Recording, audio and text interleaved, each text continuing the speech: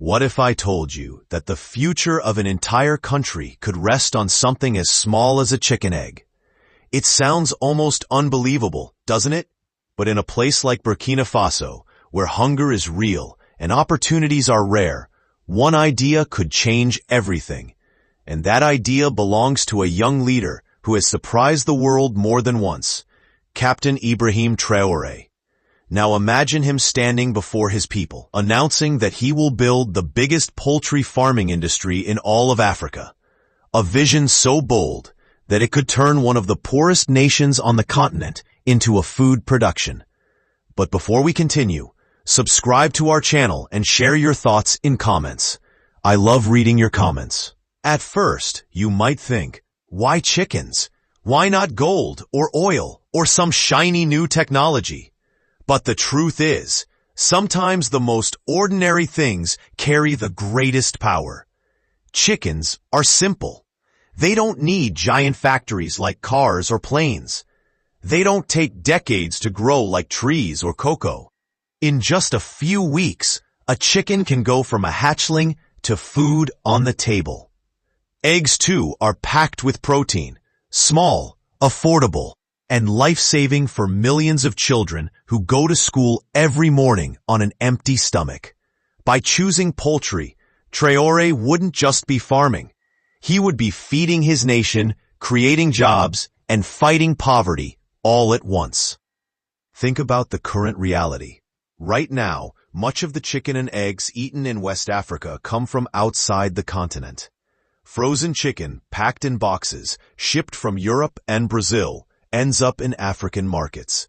These imports are cheap, but they destroy local farmers who cannot compete with the low prices. Every year, money leaves Africa to pay for these imports, money that could have stayed in African villages. But what happens if Burkina Faso becomes self-sufficient, and not only that, but the biggest poultry supplier in Africa? Suddenly, the money doesn't flow out, it flows in. It stays in the hands of Burkina Faso farmers, traders, and families. Now picture it. Fields across the countryside dotted with poultry farms. Some small, some large. Trucks moving across the dusty roads, carrying crates of eggs not only to Ouagadougou, the capital, but across borders into Mali, Niger, Ivory Coast, and Ghana. Processing plants rise near villages, offering jobs to young men and women who once dreamed only of leaving for Europe in search of work. Suddenly, staying home means opportunity. Suddenly, hope is local. And here's where the story gets even bigger. West Africa is home to more than 400 million people. Cities like Lagos, Accra, and Abidjan are exploding with growth. Every new baby, every growing family, increases the demand for cheap, reliable protein. Eggs and chicken are the answer. If Burkina Faso can meet that demand, it won't just feed itself, it will feed the region. For the first time, this small landlocked country could sit at the center of West Africa's food supply chain. But let's step back and think about what that really means. Food is not just about nutrition. Food is power. Whoever controls the supply of affordable food controls influence, respect, and even political stability. If Traoré builds Africa's largest poultry industry, Burkina Faso will no longer be seen only as a struggling country. It will be seen as a provider, a country that others depend on. That changes the balance of power. It changes how neighbors treat Burkina Faso and how global powers look at it. And speaking of global powers, imagine Europe's reaction. For years, Europe has dominated Africa's poultry markets with cheap frozen chicken. But if Burkina Faso produces enough chicken for itself and for exports, those European exporters could lose billions. Suddenly, African tables would be filled with African products. Imagine the symbolism. After centuries of dependency, Africa finally feeding itself, with no need for outside leftovers. But here's the challenge. Such a dream is not easy to build. Poultry farming on a massive scale needs feed mills, cold storage, veterinary services, and constant supply chains. It means training farmers, building roads, and ensuring clean water. It needs investment, and that raises the big question. Where will the money come from? Will Traore call on African banks, regional partners, or look to outside powers like China for fast funding? Each choice is a gamble. Outside money can build quickly, but it can also come with strings attached. Still, the potential is too powerful to ignore. For ordinary Burkinabe families, this industry could be life-changing. Women, who already play a big role in small poultry farming, could rise as leaders of cooperatives and businesses. Young people could find pride and income in work that keeps them close to their families. Imagine a child in a remote village finally eating an egg every morning, their body growing stronger, their mind sharper in school. Sometimes revolutions don't come with guns or gold. Sometimes they come with something as simple as a plate of food. Yet, as inspiring as this vision sounds, it also raises a dangerous question. Would the world allow Burkina Faso to rise like this? History shows us that when African nations try to break free from dependence, whether it's through oil, mining, or farming, foreign powers often step in, sometimes with pressure, sometimes with force, to keep things as they are. If Traore's poultry empire threatens European markets, if it reduces Western influence, would they quietly watch? Or would they push back? That is where the mystery lies. Can one young leader in one of Africa's poorest nations turn chickens into a weapon of independence? Or will this dream of feeding Africa collide with the hard walls of global politics? And just as the first farms are built and the first eggs roll off the production lines, the world waits to see. Is this the beginning of Africa's food revolution or the start of another battle for control? The farms are growing, the hatcheries are alive, and the dream is slowly taking shape. But as with every great vision, the path ahead is never straight. Imagine the challenges Ibrahim Traoré would face once the first feathers settle. How do you make sure the dream of feeding Africa doesn't turn into a nightmare of greed, corruption, or collapse? The first obstacle would be scale. To become Africa's biggest poultry producer, Burkina Faso would need millions of chickens at any given time.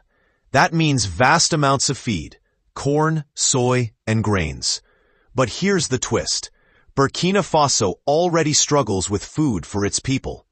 If too much farmland is used to grow chicken feed, what happens to the supply of sorghum, millet, and maize that people eat? The government would need to balance carefully, making sure chickens don't steal food from people's plates. Then there is the question of disease. Poultry farming is delicate. A single outbreak of bird flu can wipe out millions of birds in weeks. For an industry that feeds not only Burkina Faso, but possibly the whole of West Africa, this is a dangerous risk. It would mean investing in strong veterinary systems, constant monitoring, and fast responses to outbreaks. Without that, the entire dream could collapse overnight. But let's imagine that Traoré and his people manage these challenges wisely. The impact could be extraordinary. Hunger rates in Burkina Faso would drop sharply. Families who once ate meat only on rare occasions could afford chicken more often. Children could eat eggs daily, giving them stronger bodies and sharper minds. Poverty would shrink because farming jobs and factory jobs would keep money flowing across villages. And as Burkina Faso exports to other countries, it would earn foreign currency, strengthening its economy and giving it bargaining power on the world stage. Think also about the psychology of it. For too long, Burkina Faso has been seen as one of the poorest countries on earth. But if the world suddenly looks and sees it as the breadbasket, or rather the poultry basket, of West Africa, the image changes. The people themselves begin to see their nation differently. Pride replaces despair. Hope replaces hopelessness. And sometimes, that change of spirit is just as powerful as money. Now picture the reactions around the globe. In neighboring countries, many would celebrate. Cheaper eggs and chicken would mean less hunger in cities like Bamako, Niamey, and Accra. But some governments might worry about depending too heavily on one country. What if Burkina Faso decides to raise prices or cut supplies? That fear could push them to either compete by building their own poultry industries or strengthen political ties with Traore to ensure steady imports. Suddenly, Burkina Faso has leverage in diplomacy it never had before. Europe, on the other hand, would feel the sting. Their cheap frozen chicken, long dumped in African markets, would lose its grip. Farmers in France, Spain, and the Netherlands might protest, blaming Burkina Faso for cutting into their profits. European leaders might try to pressure Traore through trade agreements, aid restrictions, or political influence. But if Burkina Faso stands firm, supported by regional allies and perhaps new partners in Asia or the Middle East, it could resist that pressure. In fact, it could become a symbol, a story African nations tell with pride, that even the poorest can rise if they invest in themselves. And here is where the mystery deepens. Could a poultry industry actually change Africa's place in the world? It might sound strange, but think about it. Control over food is control over life. When a nation feeds not only itself, but also its neighbors, it becomes essential. Suddenly, Burkina Faso would not just be a landlocked country struggling with poverty. It would be a key player in Africa's food security and even global food trade. Still, the risks are real. If the project is mismanaged, if corruption eats away the profits, or if foreign powers succeed in breaking it apart, the dream could vanish. Instead of hope, it could leave disappointment. That is why leadership matters, not only from Traoré himself, but from local communities, farmers, and youth who must guard the dream like their own.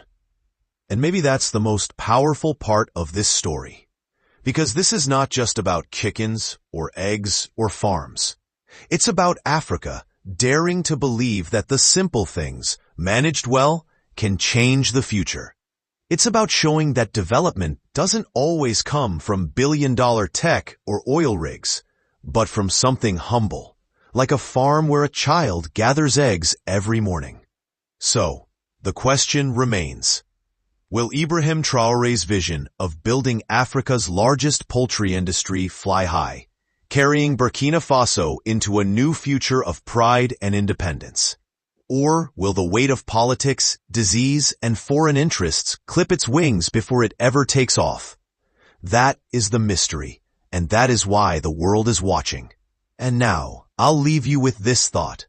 Sometimes the smallest creatures, like a chicken, can carry the biggest dreams. If you found this journey interesting, don't forget to like this video, share it with your friends, and let us know in the comments what you think. Could chickens really change the destiny of a nation? And make sure to subscribe, because in our next story, we'll explore another bold what-if that could reshape Africa's future.